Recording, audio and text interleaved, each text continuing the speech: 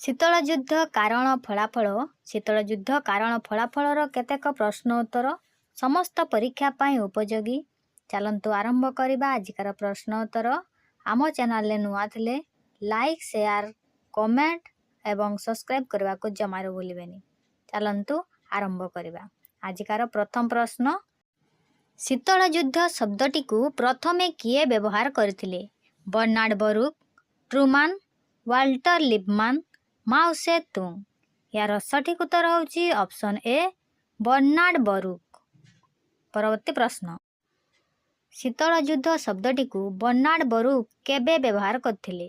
16 April 1947, 16 April 1917, 16 December 1946, 16 December 1893। ଏହାର ସଠିକ୍ ଉତ୍ତର ହେଉଛି ଅପସନ୍ ଏ 16 ଏପ୍ରିଲ 1947। ଶୀତଳ ଯୁଦ୍ଧ ଶବ୍ଦଟିକୁ ପ୍ରଥମେ ଆମେରିକୀୟ ରାଜନୀତିଜ୍ଞ ବର୍ନାର୍ଡ ବରୁକ 16 ଏପ୍ରିଲ 1947ରେ ବ୍ୟବହାର କରିଥିଲେ। ପରବର୍ତ୍ତୀ କାଳରେ ଆମେରିକାର ବୁଦ୍ଧିଜୀବୀ ଓ ସାମ୍ବାଦିକ ୱାଲ୍ଟର ଲିପମାନ ତାଙ୍କ ପୁସ୍ତକରେ ଏ ଶବ୍ଦଟିକୁ ବ୍ୟବହାର କରି ଏହାକୁ ଜନପ୍ରିୟ କରାଇଥିଲେ। ଦ୍ୱିତୀୟ ବିଶ୍ୱଯୁଦ୍ଧ ପରେ ସୋଭିଏତ ରୁଷ ଏବଂ ପାଶ୍ଚାତ୍ୟ ରାଷ୍ଟ୍ରମାନଙ୍କ ମଧ୍ୟରେ ସମ୍ପର୍କକୁ ବର୍ଣ୍ଣନା କରିବା ଉଦ୍ଦେଶ୍ୟରେ ଏହି ଶବ୍ଦଟି ବ୍ୟବହୃତ ହୋଇଥିଲା। ସାମ୍ୟବାଦୀ ସୋଭିଏତ ରୁଷ ଏବଂ ଗଣତନ୍ତ୍ରବାଦୀ ତଥା ପୁଞ୍ଜିବାଦୀ ଯୁକ୍ତରାଷ୍ଟ୍ର ଆମେରିକା ମଧ୍ୟରେ କ୍ରମାଗତ ଉତ୍ତେଜନା ଓ ଦ୍ୱନ୍ଦ୍ୱର ଆନ୍ତର୍ଜାତିକ ରାଜନୈତିକ ପରିବେଶ ଉପରେ ପ୍ରଭାବ ହିଁ ହେଉଛି ଶୀତଳ ଯୁଦ୍ଧ। ପରବର୍ତ୍ତୀ ପ୍ରଶ୍ନ। ଶୀତଳ ଯୁଦ୍ଧ ଶବ୍ଦଟିକୁ କିଏ ଜନପ୍ରିୟ କରାଇଥିଲେ? ବର୍ନାର୍ଡ ବରୁକ, ୱାଲ୍ଟର ଲିପମାନ, ମାଓ ସେ ତୁଙ୍ଗ, ଟ୍ରୁମାନ। ଏହାର ସଠିକ୍ ଉତ୍ତର ହେଉଛି ଅପସନ୍ ବି ୱାଲ୍ଟର ଲିପମାନ। ଏହାକୁ ଜନପ୍ରିୟ କରାଇଥିଲେ। ଆମେରିକାର ବୁଦ୍ଧିଜୀବୀ ଓ ସାମ୍ବାଦିକ ୱାଲ୍ଟର ଲିପମାନ ତାଙ୍କ ପୁସ୍ତକରେ ଏ ଶବ୍ଦଟି ବ୍ୟବହାର କରି ଏହାକୁ ଜନପ୍ରିୟ କରାଇଥିଲେ। ଦ୍ୱିତୀୟ ବିଶ୍ୱଯୁଦ୍ଧ ପରେ ସୋଭିଏତ ରୁଷ ଏବଂ ପାଶ୍ଚାତ୍ୟ ରାଷ୍ଟ୍ରମାନଙ୍କ ମଧ୍ୟରେ ସମ୍ପର୍କକୁ ବର୍ଣ୍ଣନା କରିବା ଉଦ୍ଦେଶ୍ୟରେ ଏହି ଶବ୍ଦଟି ଅର୍ଥାତ୍ ଶୀତଳ ଯୁଦ୍ଧ ଶବ୍ଦଟି ବ୍ୟବହୃତ ହୋଇଥିଲା। ସାମ୍ୟବାଦୀ ସୋଭିଏତ ରୁଷ ଏବଂ ଗଣତନ୍ତ୍ରବାଦୀ ପୁଞ୍ଜିବାଦୀ ଯୁକ୍ତରାଷ୍ଟ୍ର ଆମେରିକା ମଧ୍ୟରେ କ୍ରମାଗତ ଉତ୍ତେଜନା ଓ ଦ୍ୱନ୍ଦ୍ୱର ଆନ୍ତର୍ଜାତିକ ରାଜନୈତିକ ପରିବେଶ ଉପରେ ପ୍ରଭାବ ହିଁ ହେଉଛି ଶୀତଳ ଯୁଦ୍ଧ। ପରବର୍ତ୍ତୀ ପ୍ରଶ୍ନ। ଦ୍ୱିତୀୟ ବିଶ୍ୱଯୁଦ୍ଧ ସମୟରେ କେଉଁ ଦୁଇଟି ଦେଶ ମହାଶକ୍ତି ରୂପେ ପରିଚିତ ହେଲେ?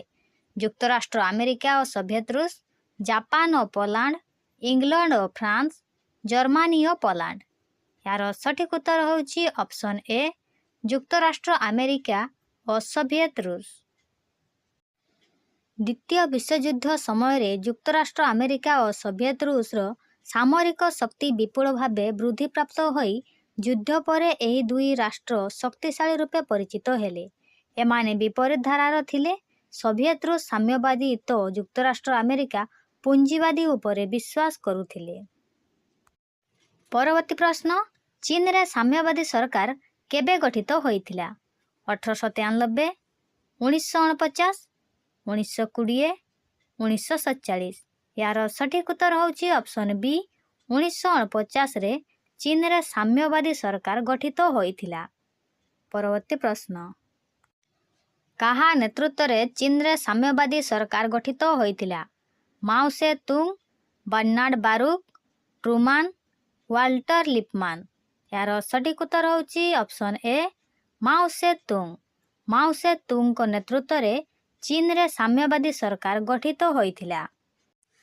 1949 ମସିହାରେ ରୁଷ ସହାୟତାରେ ଚୀନ ଦେଶରେ ଗଣବିପ୍ଳବ ମାଧ୍ୟମରେ ମାଓ ସେ ତୁଙ୍ଗଙ୍କ ନେତୃତ୍ୱରେ ସାମ୍ୟବାଦୀ ସରକାର ଗଠିତ ହୋଇଥିଲା।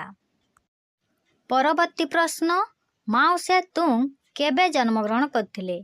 1893 ମସିହା ଡିସେମ୍ବର 26, 1994 ମସିହା ଜାନୁଆରୀ 26, 1895 ମସିହା ଡିସେମ୍ବର 25, 1995 ମସିହା ଜାନୁଆରୀ 25। ଏହାର ସଠିକ୍ ଉତ୍ତର ହେଉଛି ଅପସନ୍ ଏ 1993 ମସିହା ଡିସେମ୍ବର 26ରେ ସେ ଜନ୍ମଗ୍ରହଣ କରିଥିଲେ। ମାଓ ସେ ତୁଙ୍ଗ 1893 ମସିହା ଡିସେମ୍ବର 26 ତାରିଖରେ ଚୀନର ହୁନାନ ପ୍ରଦେଶର ସାଓସାନଠାରେ ଜନ୍ମଗ୍ରହଣ କରିଥିଲେ। ତାଙ୍କ ପିତା ଜଣେ କୃଷକ ଥିଲେ। ସେ 8 ବର୍ଷ ବୟସରେ ତାଙ୍କ ଗ୍ରାମର ପ୍ରାଥମିକ ବିଦ୍ୟାଳୟରେ ପାଠପଢ଼ା ଆରମ୍ଭ କରିଥିଲେ। ପରବର୍ତ୍ତୀ ପ୍ରଶ୍ନ, ଶୀତଳ ଯୁଦ୍ଧ ରାଜନୀତି କ୍ଷେତ୍ରରେ କେଉଁ ଦୁଇ ଦେଶ ମଧ୍ୟରେ ପ୍ରତିଦ୍ୱନ୍ଦ୍ୱିତା ଆରମ୍ଭ ହୋଇଥିଲା? ଯୁକ୍ତରାଷ୍ଟ୍ର ଆମେରିକା ଓ ସୋଭିଏତ ରୁଷ, ଜାପାନ ଓ ପୋଲାଣ୍ଡ, ଇଂଲଣ୍ଡ ଓ ଫ୍ରାନ୍ସ, ଜର୍ମାନୀ ଓ ପୋଲାଣ୍ଡ। ଏହାର ସଠିକ୍ ଉତ୍ତର ହେଉଛି ଅପସନ୍ ଏ, ଯୁକ୍ତରାଷ୍ଟ୍ର ଆମେରିକା ଓ ସୋଭିଏତ ରୁଷ। ମହାଶକ୍ତି ଦୁଇ ଦେଶ ଯୁକ୍ତରାଷ୍ଟ୍ର ଆମେରିକା ଓ ସୋଭିଏତ ରୁଷ ଏମାନଙ୍କ ମଧ୍ୟରେ ପ୍ରତିଦ୍ୱନ୍ଦ୍ୱିତା ହୋଇଥିଲା। ଉଭୟଙ୍କ ମଧ୍ୟରେ ସନ୍ଦେହ, ଈର୍ଷା ଓ ଶତ୍ରୁତା ଲାଗି ଚାଲିଲା। ସେମାନଙ୍କ ମଧ୍ୟରେ କୂଟନୈତିକ ଯୁଦ୍ଧ ଆରମ୍ଭ ହୋଇଗଲା। ସେମାନେ ନିଜର ଅନୁଗତ ରାଷ୍ଟ୍ରମାନଙ୍କୁ ଆର୍ଥିକ ଓ ସାମରିକ ସାହାଯ୍ୟ ଯୋଗାଇଥିଲେ। କୁତ୍ସାରଟନା ଓ ବିରୋଧାତ୍ମକ ପ୍ରଚାରରେ ଲାଗି ପଡ଼ିଥିଲେ ଦୁଇ ଦେଶ। ଫଳରେ ବିଶ୍ୱ ରାଜନୀତି କ୍ଷେତ୍ରରେ ଅଶାନ୍ତ ପରିବେଶ ସୃଷ୍ଟି ହେଲା ଏବଂ ତାହା ଶୀତଳ ଯୁଦ୍ଧ ନାମରେ କଥିତ ହେଲା। କେଉଁ ଦେଶର ବିଭାଜନ ପରେ ପୂର୍ବ ଜର୍ମାନୀରେ ସାମ୍ୟବାଦୀ ଶାସନ ପ୍ରତିଷ୍ଠିତ ହେଲା? ସୋଭିଏତ ରୁଷ, ଜର୍ମାନୀ, ଯୁକ୍ତରାଷ୍ଟ୍ର ଆମେରିକା, ଇଟାଲୀ। ଏହାର ସଠିକ୍ ଉତ୍ତର ହେଉଛି ଅପସନ୍ ବି, ଜର୍ମାନୀ। ପରବର୍ତ୍ତୀ ପ୍ରଶ୍ନ, 1946 ମସିହା ଡିସେମ୍ବର ମାସରେ କେଉଁ ଦେଶ ତା'ର ପଡ଼ୋଶୀ ରାଷ୍ଟ୍ରମାନଙ୍କ ବିରୋଧରେ ସଂଯୁକ୍ତ ରାଷ୍ଟ୍ରସଂଘ ନିରାପତ୍ତା ପରିଷଦରେ ଅଭିଯୋଗ ଉପସ୍ଥାପନ କରିଥିଲେ? ଗ୍ରୀସ୍, ରୁଷ, ବୁଲଗେରିଆ, ଆଲବାନିଆ। ଏହାର ସଠିକ୍ ଉତ୍ତର ହେଉଛି ଅପସନ୍ ଏ, ଗ୍ରୀସ୍। ଗ୍ରୀସର ଉତ୍ତରରେ ଥିବା ସାମ୍ୟବାଦୀ ପଡ଼ୋଶୀ ରାଷ୍ଟ୍ର ଯଥା ଯୁଗୋସ୍ଲାଭିଆ, ବୁଲଗେରିଆ ଏବଂ ଆଲବାନିଆ ସାମ୍ୟବାଦକୁ ସମର୍ଥନ କରୁଥିବା 13,000 ଗ୍ରୀକ୍ ଗରିଲାଙ୍କୁ ଅସ୍ତ୍ରଶସ୍ତ୍ର ଓ ଅନ୍ୟାନ୍ୟ ଯୁଦ୍ଧ ଉପକରଣ ଯୋଗାଇ ଗ୍ରୀସରେ ଗୃହଯୁଦ୍ଧର ସୂତ୍ରପାତ କରାଇଥିଲେ। 1946 ମସିହା ଡିସେମ୍ବର ମାସରେ ଗ୍ରୀସ୍ ତା'ର ପଡ଼ୋଶୀ ରାଷ୍ଟ୍ରମାନଙ୍କ ବିରୋଧରେ ସଂଯୁକ୍ତ ରାଷ୍ଟ୍ରସଂଘ ନିରାପତ୍ତା ପରିଷଦରେ ଅଭିଯୋଗ ଉପସ୍ଥାପନ କରିଥିଲା। ନିରାପତ୍ତା ପରିଷଦ ଏ ସମ୍ପର୍କରେ ଅନୁସନ୍ଧାନ କରିବାକୁ ଏକ ଅନୁଧ୍ୟାନକାରୀ ଦଳ ଗ୍ରୀସକୁ ପଠାଇଥିଲା। 1947 ମସିହା ଜାନୁଆରୀ ମାସରେ ଯୁକ୍ତରାଷ୍ଟ୍ର ଆମେରିକା ମଧ୍ୟ ଏକ ଅର୍ଥନୈତିକ ଅନୁଧ୍ୟାନକାରୀ ଦଳ ଗ୍ରୀସକୁ ପଠାଇଥିଲା। ପରବର୍ତ୍ତୀ ପ୍ରଶ୍ନ, 1947 ମସିହା ଜାନୁଆରୀ ମାସରେ ଯୁକ୍ତରାଷ୍ଟ୍ର ଆମେରିକା ଏକ ଅର୍ଥନୈତିକ ଅନୁଧ୍ୟାନକାରୀ ଦଳ କେଉଁଠାକୁ ପଠାଇଥିଲା? ରୁଷ, ଗ୍ରୀସ୍, ଇଟାଲୀ, ଚୀନ। ଏହାର ସଠିକ୍ ଉତ୍ତର ହେଉଛି ଅପସନ୍ ବି, ଗ୍ରୀସକୁ ପଠାଇଥିଲା। ପରବର୍ତ୍ତୀ ପ୍ରଶ୍ନ, ଦ୍ୱିତୀୟ ବିଶ୍ୱଯୁଦ୍ଧ ପରେ କେଉଁ ସବୁ ଦେଶରେ ସାମ୍ୟବାଦୀ ସରକାର ପ୍ରତିଷ୍ଠିତ ହୋଇଥିଲା? ଏହାର ଉତ୍ତର ହେଉଛି ସୋଭିଏତ ରୁଷ, Poland, Hungary, Romania, Bulgaria, Albania, Czechoslovakia, Yugoslavia ପ୍ରଭୃତି ଦେଶରେ ସାମ୍ୟବାଦୀ ସରକାର ପ୍ରତିଷ୍ଠିତ ହୋଇଥିଲା। ପରବର୍ତ୍ତୀ ପ୍ରଶ୍ନ, 1950 ମସିହାରେ କେଉଁ ଦେଶରେ ଓ କାହା ନେତୃତ୍ୱରେ ସାମ୍ୟବାଦୀ ସରକାର ଗଠିତ ହୋଇଥିଲା? ଏହାର ଉତ୍ତର ହେଉଛି 1950 ମସିହାରେ ଚୀନ ଦେଶରେ ଓ ମାଓ ସେ ତୁଙ୍ଗଙ୍କ ନେତୃତ୍ୱରେ ସାମ୍ୟବାଦୀ ସରକାର ଗଠିତ ହୋଇଥିଲା।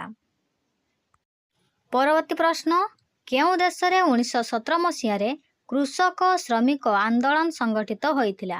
ଫ୍ରାନ୍ସ, ଇଟାଲୀ, ରୁଷ, ଜର୍ମାନୀ। ଏହାର ସଠିକ୍ ଉତ୍ତର ହେଉଛି ଅପସନ୍ ସି, ରୁଷ। ପରବର୍ତ୍ତୀ ପ୍ରଶ୍ନ, ଟ୍ରୁମାନ ନୀତି ଦ୍ୱାରା ଯୁକ୍ତରାଷ୍ଟ୍ର ଆମେରିକାର କଂଗ୍ରେସ ଗ୍ରୀସ୍ ଓ ତୁର୍କୀ ପାଇଁ ମଞ୍ଜୁର କରିଥିବା ଆର୍ଥିକ ସହାୟତାର ପରିମାଣ କେତେ ଥିଲା? 400 ନିୟୁତ ଡଲାର, 500 ନିୟୁତ ଡଲାର, 600 ନିୟୁତ ଡଲାର, 700 ନିୟୁତ ଡଲାର। ଏହାର ସଠିକ୍ ଉତ୍ତର ହେଉଛି ଅପସନ୍ ଏ, 400 ନିୟୁତ ଡଲାର। ଲାଇକ୍, ସେୟାର, କମେଣ୍ଟ ଏବଂ ସବସ୍କ୍ରାଇବ୍ କରିବାକୁ ଜମାରୁ ଭୁଲିବେନି।